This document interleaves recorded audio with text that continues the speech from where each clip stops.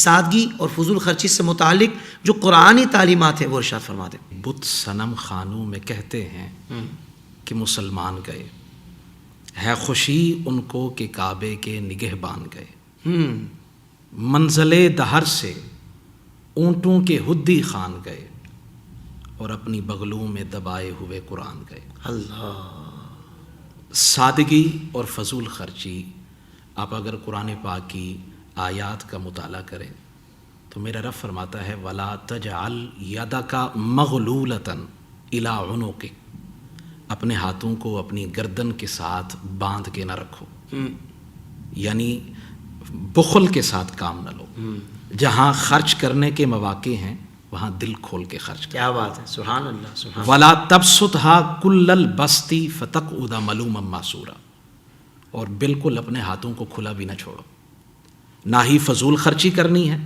اور نہ ہی بخل سے کام لینا ہے۔ واہ واہ، اب ان دونوں کے درمیان کے اندر جو درمیان والی راہ ہے وہ ہے میانہ روی۔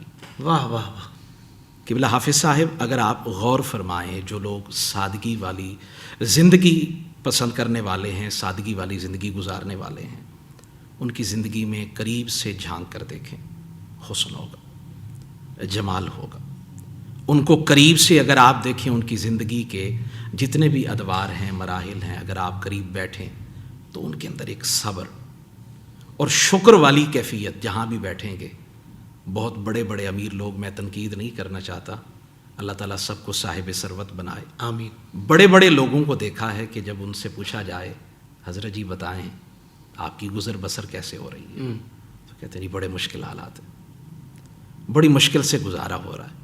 لیکن آپ جب نا ان سادہ لوگوں کو دیکھتے ہیں، درویش صفت لوگوں کو دیکھتے ہیں، واہ واہ واہ واہ واہ، گھر کے اندر چولہا جل رہا ہے یا نہیں، کھانا بنا ہے یا نہیں، لہجوں کے اندر اداسی نہیں ہے، کیا کہنے ہیں، واہ، لفظوں کے اندر یقین کے خوشبو کے پھول ایسے نکھر رہے ہیں۔ جب بھی پوچھیں گے حضرت جی کیسے حالات ہیں، تو بڑے خوبصورت انداز میں کہتے ہیں جی اللہ کا بڑا کرم ہے، واہ، اللہ کی بڑی کرم نوازی ہے۔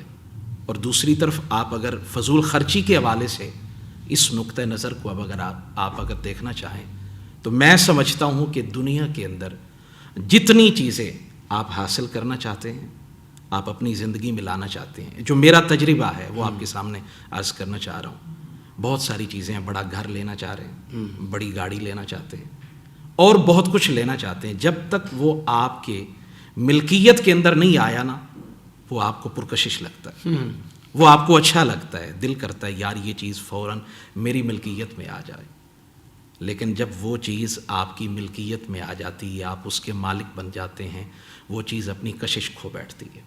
میں نے بڑے قریب سے دیکھا ہے، ایک گاڑی آپ لینا چاہ رہے ہیں، جہاں سے بھی آپ دیکھتے ہیں نا وہ گاڑی گزر رہی ہے، ٹھنڈی سانس نکلتی ہے، لیکن جب وہ چیز آ گئی اس کے بعد پھر آپ کے اندر وہ جذبات نہیں رہے۔ وہ کسی نے کہا تھا کہ میسر کی قدر نہیں، میسر کی قدر نہیں، میسر کی قدر نہیں، لا حاصل کو ترستے ہیں لوگ۔ اللہ اکبر، وہ حضرت ذوالنون مصری رحمۃ اللہ علیہ، آپ نا عرفات کے میدان میں تھے تو ایک نوجوان کو دیکھا کہ اس نے ٹھنڈی سانس بھری، جس طرح ٹھنڈی سانس بھرتے ہیں نا، تو اس نے ٹھنڈی سانس بھری تو فرمایا میاں بڑے درد میں ڈوبے ہوئے لگتے ہیں۔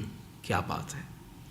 کہا میرا دل کرتا ہے ہر سال میرا رب مجھے بلائے، حج کے موقع پہ میں طواف کعبہ کروں، میں اس کے گھر کا دیدار کروں، لیکن میرے حالات مجھے اجازت نہیں دیتے، میں نہیں آ سکتا۔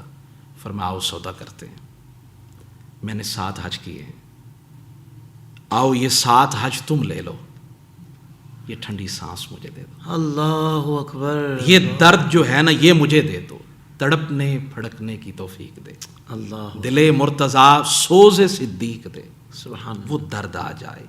سادگی کے اندر ایک حسن ہے۔ آپ اگر 1 صدی آدھی صدی اگر پچھلی کچھ دہائیاں پلٹ کے دیکھیں، دودھ کے ساتھ بھی روٹی کھا لیتے تھے لیکن شکر ہوتا تھا، شکر ہوتا تھا، پیاز کے ساتھ بھی روٹی کھا لیتے تھے، شکر ہوتا تھا۔ لیکن اب اتنی نعمتیں آ گئی ہیں، اس کے باوجود جس کو دیکھو وہ کہتا ہے میرے پاس تو کچھ ہی نہیں ہے۔ اللہ، اور آپ اگر اپنی زندگی کے اندر، میری زندگی کے اندر اگر آپ غور سے دیکھیں، حال میں مزید کا نعرہ لگا ہوا ہے، ایسا ہی، زندگی میں بھوک کم نہیں ہو رہی بڑھتی جا رہی ہے. اب فلاں چیز چاہیے، اب فلاں چیز چاہیے. زندگی کی کہانی بھی بڑی دلچسپ ہے. آپ پانے کے لیے ساری زندگی لگاتے ہیں، دوڑتے دوڑتے دوڑتے پاؤں میں چھالے پڑ گئے، بالوں میں چاندی اتر آئی، اور آخر کار آنکھیں بھی نہ دیکھنے سے انکار کرنے لگی، اور آپ کا جسم جو ہے وہ چہرہ جھریوں سے بھر گیا. اب کیا ہوا؟ دولت تو آ گئی لیکن جوانی چلی گئی، صحت چلی گئی، اللہ اکبر، سب کچھ چلا گیا. اب اسی جوانی کو پانے کے لیے جو کمایا تھا وہی لگا رہے. الٹی چال. اللہ اکبر. پھر سے اسی صحت کو پانے کے لیے رات دن ایک کیا تھا، حلال و حرام کا فرق نہیں کیا تھا. اب اسی کو پانے کے لیے رات دن ایک کیا جس کو، اب اسی صحت کو پانے کے لیے جو کمائی تھی دولت وہ لگا رہے. ہوتا کیا ہے؟ دولت بھی ختم ہو جاتی ہے، صحت بھی نہیں ملتی. جہاں سے چلے تھے وہیں آ کے کھڑے. زندگی کا یہ معاملہ ہے، یہ انداز ہے. قرآن فرماتا ہے الہاکم التکاثر. آؤ نا ذرا پلٹ کے دیکھو، یہ کثرت طلب نے تمہیں ہلاکت میں ڈال دی. ساری زندگی دوڑتے رہے، حتیٰ زرتم المقابر. بچپن گزر گیا، لڑکپن گزر گیا، جوانی گزر گئی، پختہ عمر گزر گئی، حتیٰ کہ اب موت کا وقت آ گیا. موت تمہاری زندگی کے دروازے پہ دستک دے رہی ہے. اب تو لوٹ کے آ جاؤ، اب تو آ جاؤ، لیکن کوئی آنے کے لیے تیار نہیں ہے. حضرت بایزید بستامی فرماتے ہیں میں بڑے بڑے لوگوں سے ملا، لیکن ایک نوجوان نے مجھے چاروں شانے چت کر دیا. میری حیرت کی انتہا نہ رہی. غلبنی رجل شاب من اہل بلخ. بلخ کا ایک جوان ملا، اور اس جوان کے لفظوں کے اندر وہ کیف تھا، وہ سرور تھا، وہ سوز و گداز تھا، جس سے شاید میرا سینہ خالی ہے، آج کے جوان کا سینہ خالی ہے. اللہ اکبر. فرماتے ہیں اس نے کہا ما حد الزہدی عندکم. حضرت بتائیں آپ کی نظر میں زاہد کون ہے؟ آپ کس کو زاہد کہتے ہیں؟ حضرت بایزید بستامی فرمانے لگے اذا وجدنا اکلنا. جب مل جائے تو کھا لیتے ہیں. وَإِذَا فَقَدْنَا صبرنا. جب نہ ملے تو پھر صبر کر لیتے. اس نوجوان نے کہا ہاذا فعل کلاب بلخ. یہ تو ہمارے بلخ کے کتے بھی کرتے ہیں. مل جائے تو کھا لیتے ہیں، نہیں ملا تو صبر کر لیا. اس میں کمال کیا ہوا؟ جانور بھی ایسا ہی کرتے ہیں. اب حضرت بایزید بستامی نے فرمایا پھر تو بتا تو کیا کرتا ہے؟